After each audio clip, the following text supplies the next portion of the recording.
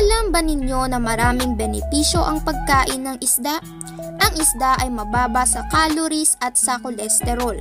Maraming protina, bitamina at minerals ang isda kumpara sa karneng baboy at baka. Bukod dito, punong-puno pa ng omega-3 fatty acids ang isda, lalo na ang sardinas, mackerel, tilapia at salmon. Ang pagkain ng isda ay makatutulong sa pag-iwas at pagpapagaling ng maraming sakit tulad ng una, asma o hika.